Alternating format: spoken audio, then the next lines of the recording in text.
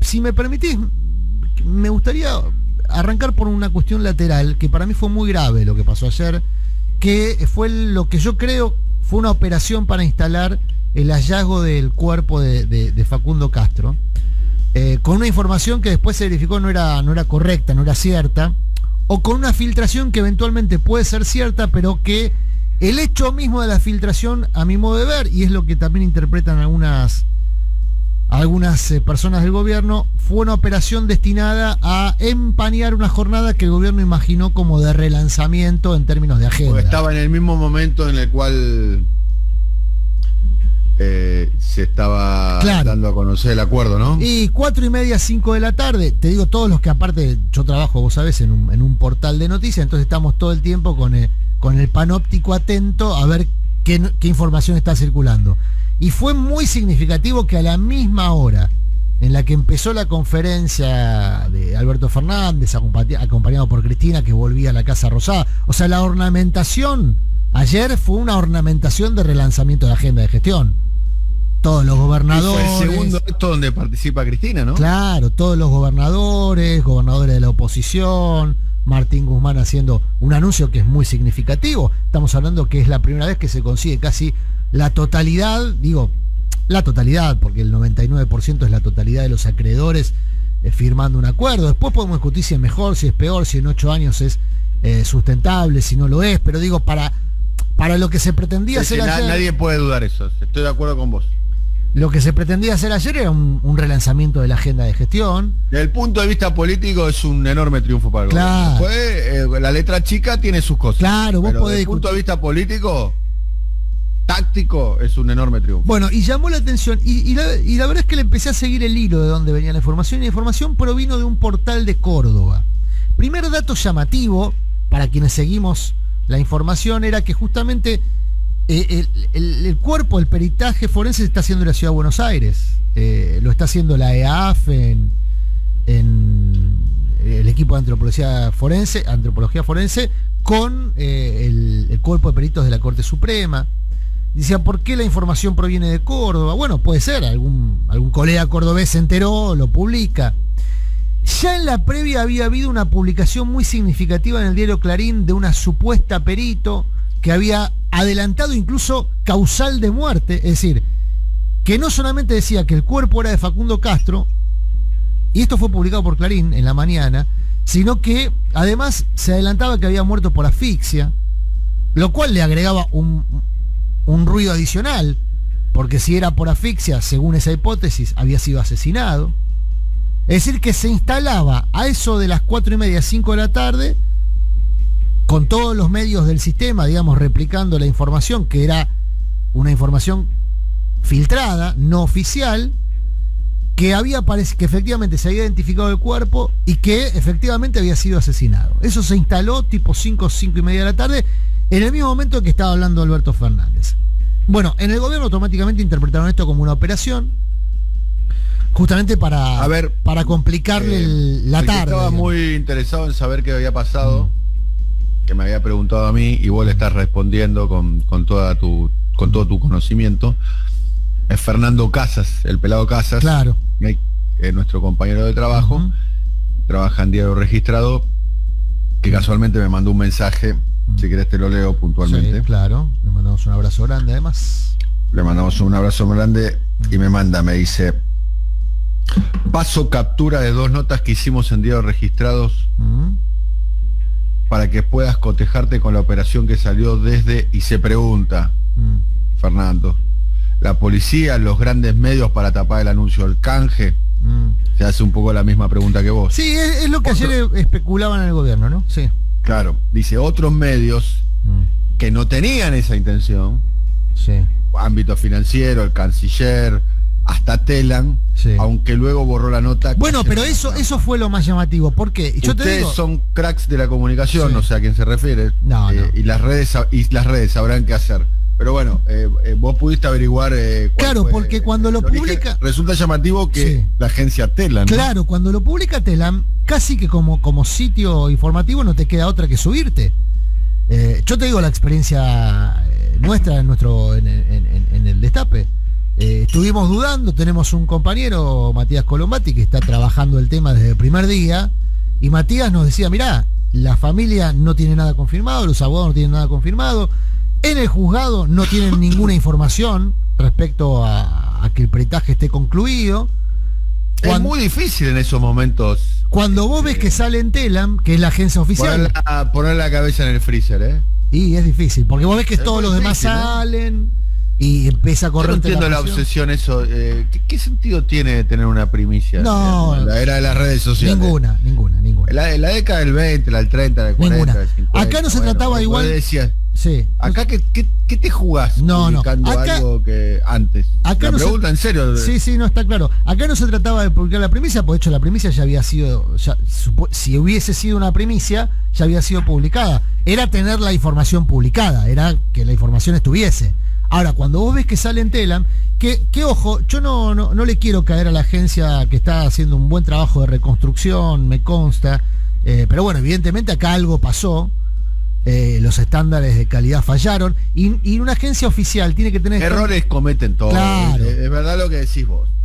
Estándares es de verdad calidad. Lo que decís vos. Errores cometen todos y no hay que caerle al periodista. Lo cierto es que la agencia oficial es la agencia oficial y tiene que tener estándares muy altos. Tiene que tener un cuidado extra. Y más no es lo que si dicen los periodistas, claro, y tampoco es lo que dicen los funcionarios. Es la voz oficial del Estado. Y es la que todos tomamos como, bueno, si esto lo publica la agencia oficial, es oficial, es información. Claro. Es información verificada. Se supone que preguntarle al redactor de esa nota, además...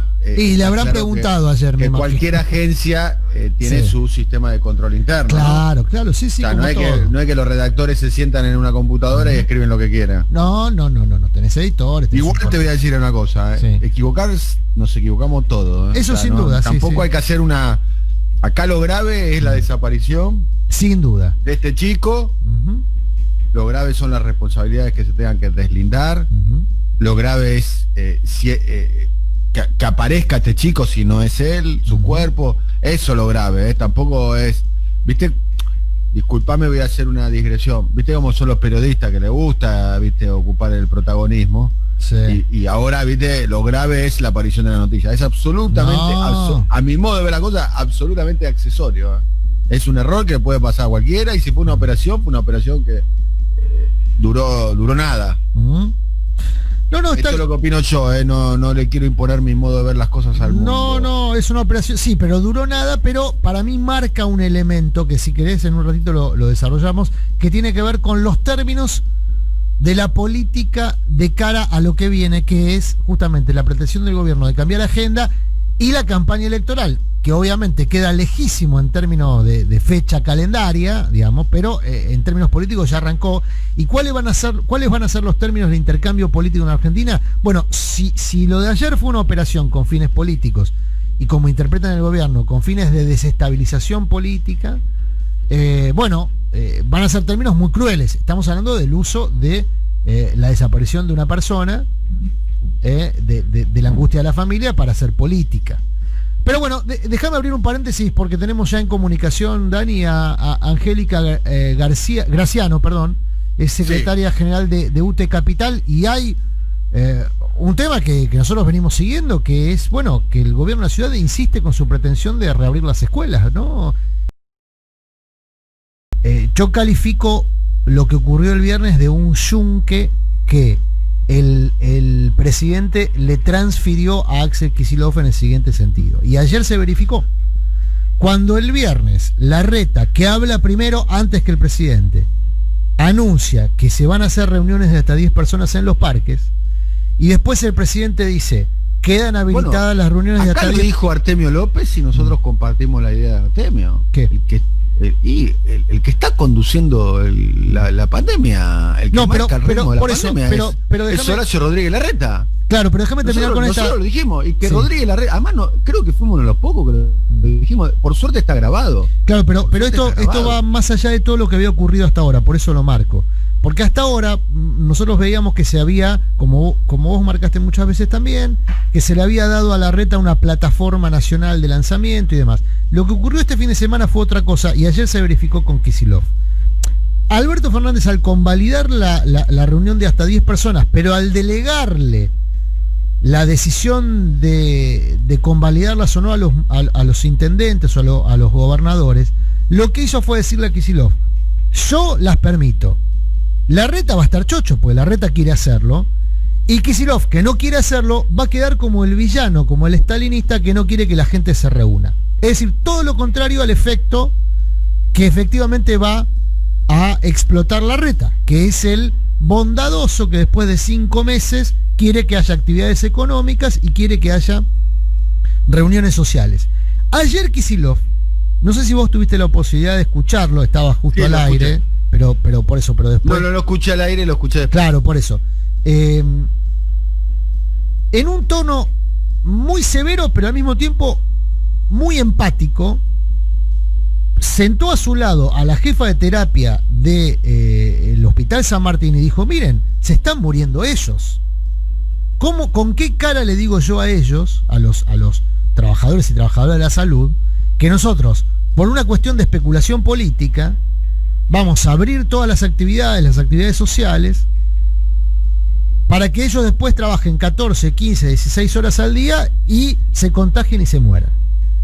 Bueno, esa decisión que toma Kicillof, que va a tener un costo político sin duda y que ya lo tiene, porque Kicillof es consciente de que de todas formas en la provincia hay reuniones sociales, que es muy difícil llevar a cabo el cumplimiento absoluto de la cuarentena y del aislamiento, pero aún así decidió mantener la línea de cuidado sanitario que viene llevando adelante, aun cuando el propio presidente le dio la espalda. Por eso digo que ojo, porque Larreta es lo que es, los medios funcionan como funcionan, los acuerdos de Larreta con los medios no son solamente en términos de pauta publicitaria, particularmente con Clarín. Clarín es proveedora de servicio de internet en la ciudad. Y durante el macrismo y durante buena parte del gobierno de Larreta entregó computadoras para el Plan Sarmiento. La diferencia es que el Plan Sarmiento tiene un criterio de distribución distinto a lo que era en su momento el Plan Educar, pero esas computadoras las entregó también en parte Clarín, y Clarín tiene muchos negocios en la ciudad de Buenos Aires, no solamente es una cuestión de pauta. Ahora, todo eso es cierto, pero también es cierto que no se puede ser ambiguo desde el punto de vista político a nivel nacional, porque fíjate otra cosa que hizo Larreta: no le dio un mango a nadie en la ciudad de Buenos Aires, para garantizar que se cumpla la cuarentena. Es decir, que la propia política del gobierno de la ciudad conspiró contra la cuarentena. Fue una operación a cielo abierto esto que estamos mencionando. No es que nosotros somos más inteligentes que el resto, no somos más inteligentes que nadie, de hecho tiendo a pensar que por el contrario. Pero era muy evidente que Larreta se estaba abrazando a una figura política como Alberto Fernández cuando tenía 80% de imagen positiva, y se empezó a despegar cuando cayó 30 puntos Alberto Fernández. Era obvio ese devenir de las cosas. Ahora, no puso un mango para garantizar la cuarentena Larreta. Un mango. El gobierno nacional puso. El gobierno de la provincia de Buenos Aires lo criticaron mucho por poner 500 pesos por cada día que las personas estuviesen aisladas de manera voluntaria. Bueno, fue un intento de hacer un aporte económico para garantizar que la gente que tenía que aislarse lo hiciera. ¿Hizo algo así la ciudad? Yo no me enteré. Si lo hizo, no me enteré. Si la ciudad dio un crédito, no me enteré. Si dispuso un crédito, no me enteré. No hizo, a mi modo de ver, nada. Recién esta semana la legislatura sacó una ley para condonar los próximos 6 meses de ingresos brutos a los locales gastronómicos, que obviamente están laburando menos. Ingresos brutos se cobra sobre facturación. Ahora, no es cierto que los locales gastronómicos no facturaron nada durante todo este tiempo de cuarentena. Algo facturaron con el delivery, con esto, con lo otro. Entonces, ¿no se les ocurrió en estos 4 o 5 meses no cobrarle a los locales gastronómicos? Estaban laburando a un 5, 8, 10% de lo que habitualmente laburan. Bueno, digo, acá también Larreta es lo que es, pero también es lo que hacen de Larreta, es lo que le han permitido hacer, no solamente es lo que es. Ese es mi modo de ver, Dani. Bien, muy bien. Otros temas que tenemos para muchos. Analizar. Hoy va a haber toda una discusión, a mi modo de ver, también desde el punto de vista de la rosca política atractiva, pero en la vida cotidiana no le va a cambiar mucho a nadie, pero va a ocupar mucho espacio de tele, que es el tema de cómo deben realizarse las sesiones en el Congreso. Vas a aprender la tele. Bueno, vos no tenés tele, ¿no? ¿Seguís sin tener tele? Sí, por supuesto. Tengo un monitor, pero lo puedo ver eso igual, Bueno. Voy a YouTube y lo veo. Porque vas a ver toda una puesta en escena de la oposición que va a querer sesionar de modo presencial. Ahí hay un acuerdo entre Massa, los gremios de trabajadores legislativos. Obviamente el oficialismo quiere mantener la política mixta de presencia telemática y presencial. ¿Qué es lo que pretende la oposición? Cerrar el Congreso, obviamente. ¿Por qué? A ver, si vos no tenés sesión telemática, ¿cuál es el problema que se abre ahí? Que hay muchos legisladores que están en edad de riesgo, que están impedidos de viajar porque no hay aviones y que no van a poder llegar a participar de la sesión. De modo que no vas a tener quórum. El oficialismo, que ya tiene los números muy justos, de todas formas, aún sentando a todo el mundo, no llega a tener quórum. Se le va a dificultar mucho más el quórum y entonces hay cosas que la oposición no quiere tratar, que no se van a tratar. El caso de la reformita judicial, por ejemplo, que le decimos cariñosamente así, ¿no? Aclaramos. Eso va a ser interesante a ver cómo deviene, porque la oposición hoy, insisto, va a hacer una puesta en escena muy fuerte, diciendo que Massa está violentando la norma y judicializando, y atención con esto, que es el dato, todo lo que se vote, porque según la oposición ya venció el acuerdo para que se hagan las reuniones telemáticas, y va a judicializar todo lo que se acuerde o todo lo que se vote de manera virtual. Hay que ver si Massa hace lo mismo que hizo en su momento Cristina Fernández. Llamativamente Massa no lo hizo, que fue recurrir a la Corte para que la Corte le dé un visto bueno y se terminara la discusión. ¿Te acordás lo que pasó ahí, Dani, cuando Cristina fue a la Corte y le dijo a la Corte? Sí, la Corte le dijo que no era incumbencia. Claro, pero al declararse... ¿Lo cual implica? Lo cual implicaba como una suerte de aval claro, exactamente, a las sesiones telemáticas. Exactamente. Massa no lo hizo, entonces hay que ver si ahora lo hace y hay que ver cómo reacciona la Corte. Porque la Corte en este caso debiera dar un acuerdo tácito para que se vote la reformita que la Corte no quiere tratar o que no quiere que se apruebe, ¿no? Así que eso va a ser, digo, en términos de rosca política, hoy va a llevar todo el día. Ayer, bueno, está el tema del anuncio del acuerdo y viene por delante, y atención con esto, un plan de seguridad para la provincia de Buenos Aires. Eso se va a anunciar entre mañana y pasado.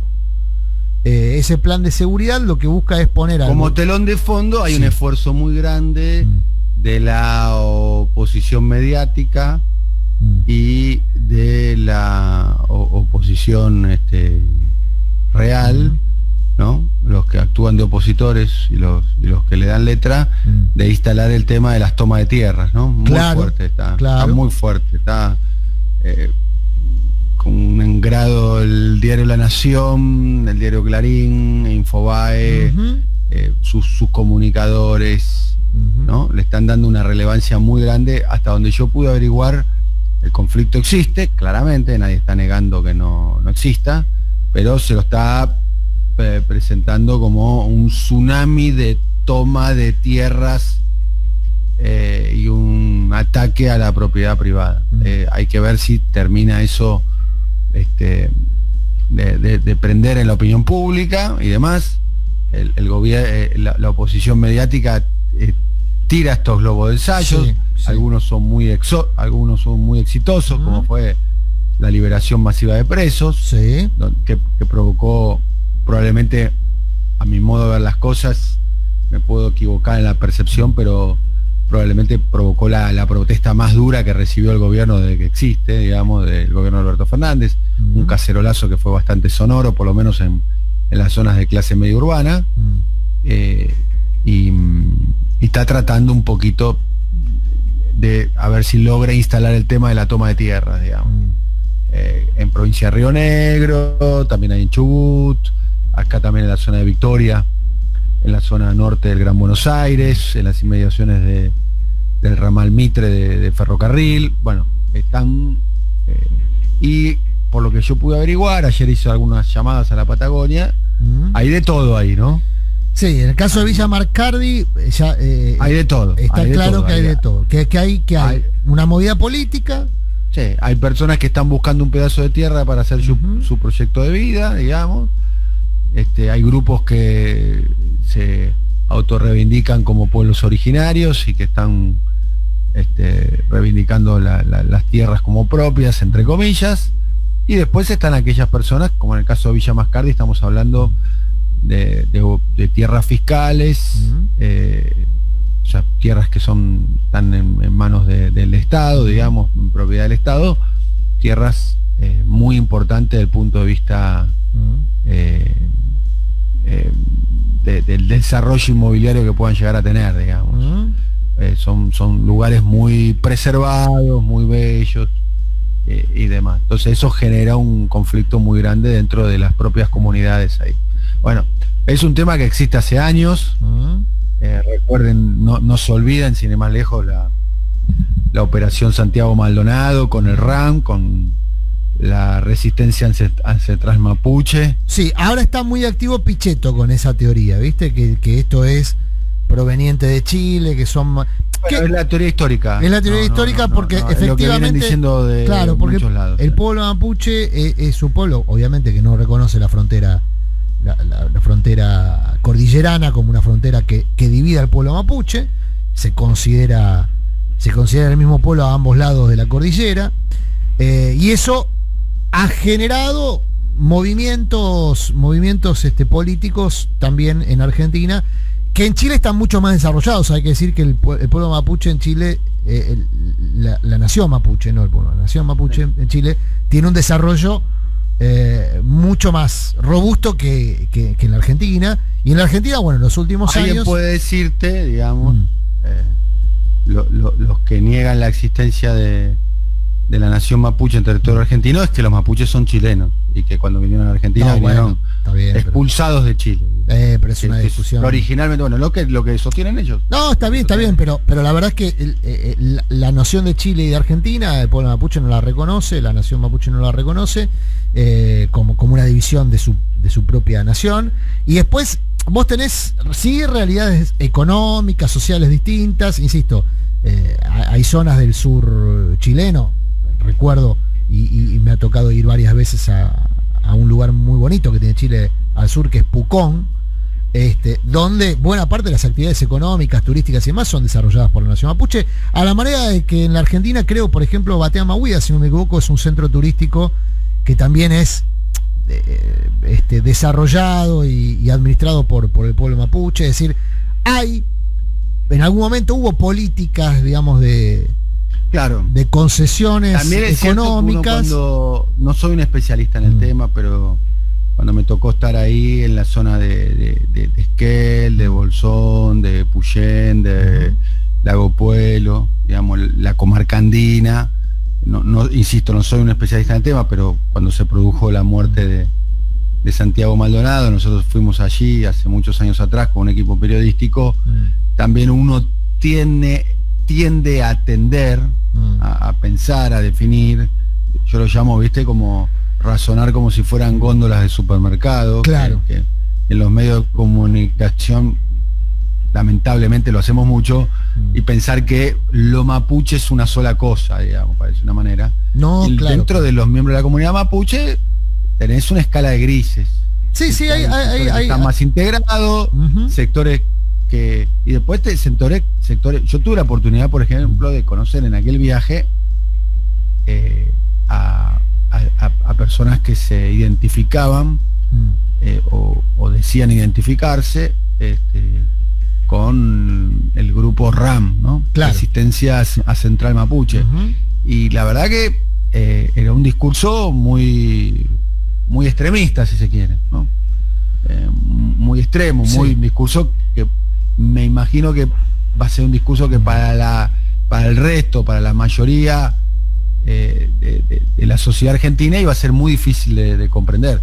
Es lo que yo interpreté, a lo cual la respuesta puede ser, bueno, mirá, nosotros no le estamos hablando a la sociedad argentina. Y era un discurso muy radicalizado. Mira, bueno, estoy recibiendo muchos de hecho, mensajes. una frase, me acuerdo, en en una reunión, debe haber alguien escuchando el programa que se debe acordar de ese encuentro. Además hacía mucho frío, nieve, era todo muy... La luz del fuego y demás.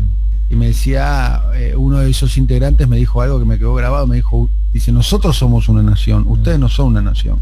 Porque para ser una nación tenés que tener un idioma original, ustedes no tienen idioma original. Ustedes tienen el español, el castellano, que es el idioma del conquistador.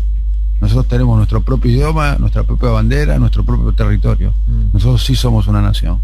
Entonces algunos tienen ese discurso. El discurso, sí, es un tema bien... que hasta donde yo sé es un sector minoritario. Bueno, no sé, por minoritario eso... no quiere decir que no debería ser escuchado, Sí. y no quiere decir que no tenga derechos, Yo ahí recomiendo, porque es un tema, como vos decís, muy complejo, que requiere de un nivel de precisión muy alto para no ser... Yo ahí no me animo a tocar de oído. Recomiendo siempre ver los documentales de un documentalista muy reconocido, Pablo García, que ha hecho muchos trabajos sobre el movimiento indígena, tanto el pueblo mapuche como los movimientos indígenas y los pueblos indígenas del norte argentino. Ahí hay un material de consulta que yo usaría. Hay abundante bibliografía respecto a cómo es la composición y en tal caso acercarse más al tema. Yo ahí soy muy cuidadoso porque la verdad es que en todos los contactos que yo he tenido, las realidades que se describen no son siempre las mismas o no son iguales según la percepción de quien la cuenta. Es entonces, como todo, como las cuestiones ecológicas, agroecológicas, ¿viste? Está acá el que toma un caramel macchiato en Palermo, ¿viste? Claro, y opina sobre la minería en San Juan. Y bueno, ¿viste? Vos tenés la vida resuelta, tenés garantizada toda la minería que necesites para tu vida y opinás quizás tener todos los elementos ahí. Esos son temas complejos. Sí, son temas complejos, porque la verdad es que generalmente se impone la agencia, la agenda o la mirada de los grandes centros urbanos, que no necesariamente termina siendo la mirada más completa de todas. Y con respecto al tema de los pueblos originarios, me parece que hay mucho de eso, ¿viste? Queda muy bien por default decir, bueno, pasa esto con el pueblo mapuche y la palabra mapuche y el significado y la culpa del hombre blanco juega mucho que ver y son cuestiones, insisto, yo fui varias veces ahí, son, como bien vos decís, es muy acertado tu comentario y mi comentario va en el mismo sentido. Es muy complejo, ¿viste? Hay una escala de grises. Acá Horacio dice, si a los periodistas les sacaras el adjetivo complejo, se les sacaba la mitad del léxico. No sé qué opina Eduardo Fabregat, que también se considera a sí mismo, se autopercibe periodista. Es complejo. Es complejo, ¿no? ¿Cómo se...? Buenos días, Toñetti, ¿cómo le va? Buenos días, Fabregat, ¿cómo le va? Todo en orden. Sí, ahí hay un abuso. Hay un abuso de la palabra. Y bueno, pero pasa que también hay cosas que hay que abordarlas de un modo que no puede ser la trivialidad de lo que se me ocurre, que es lo que habitualmente hacemos, pero hay temas que nos da pudor. Yo prefiero el chique complejo y no poner ¿Qué? Y no el periodista que es repositor de supermercado, no. Que dice, acá le dan una latita, bueno, ¿dónde la ponemos la latita? Bueno, acá, ponela donde están los mapuches. No, porque dice mapuche. Está muy bien. Claro. Yo creo que los temas profundos, y este tema parece que es un tema profundo, ¿no? Sin duda que está resuelto, es un tema profundo. Sin duda que tiene sí. Hablando de temas profundidades. Perdón, hablando de temas... Sus pliegues y repliegues. Hablando de temas profundos, no sé si viste, es uno de los temas del momento, esto pasa ahora. Hay un gran revuelo en la política en este momento, en este instante estoy diciendo, por una solicitada que salió en La Nación hace un rato. Digo, por si alguien te está levantando ahora, despedazando, o desperezando, mejor sería, ¿no? Despedezándose despedazando. Pues si estaría despedazándose, estaría en una situación más complicada. Yo y mañana. Mañana que tenés ganas. No, bueno, y amanece, hay una solicitada en La Nación, donde firma una cantidad de gente, que dice lo siguiente, si me permiten, les voy a pasar a leerles, porque básicamente lo que plantea es una solicitada que se opone, es en defensa de la República, es a los señores legisladores, Sí. y se opone a la reforma judicial, Sí. a al decreto de servicios de comunicación, o sea, que declara de interés público los servicios de comunicación. O sea, se opone a que no aumenten los servicios. Exactamente. Y le Correcto. pide, se pone a la remoción de los doctores Bruglia y Bertuzzi de los lugares donde fueron puestos a dedo. Ujú. Y se oponen a que se trate la situación del fiscal general Casal.